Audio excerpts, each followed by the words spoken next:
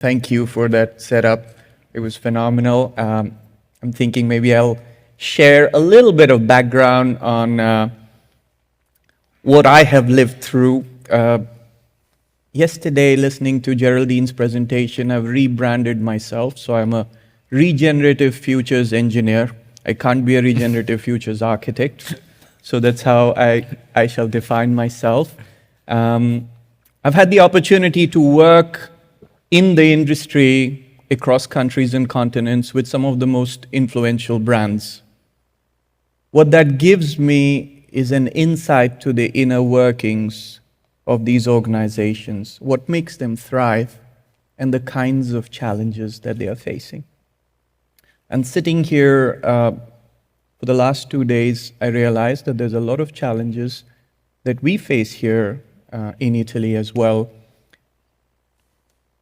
I don't know if I know of a country more capable of innovating their way out of challenges than this country.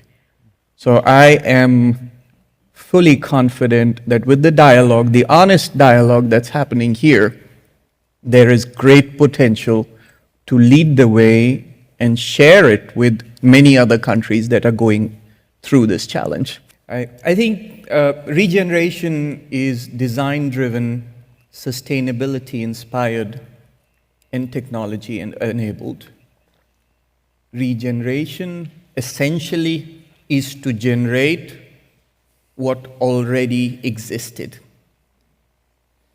We've lost what existed because of challenges posed by the society, by the evolution of humans and human activity, and now we seek to regenerate it. It's a challenge far too complex to leave just to the designers, to the engineers, or to any one discipline. And I think this is where, to go back to your question, artificial intelligence can play a role as a collaborator with humans to regenerate an ecosystem that we've lost.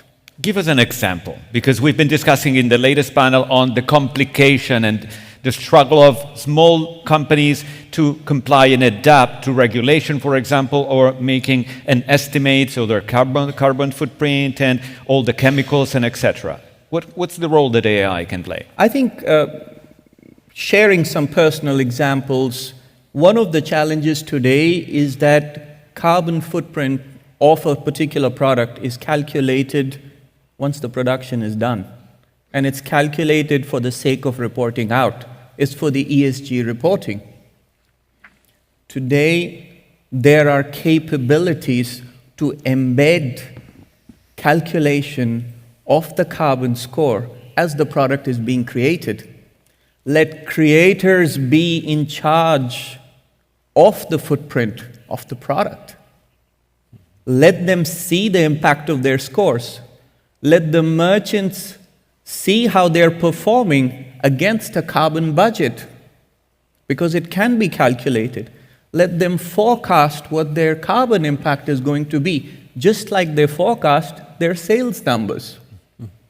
So I hope that demonstrates the possibilities that generative AI has using trends from the past.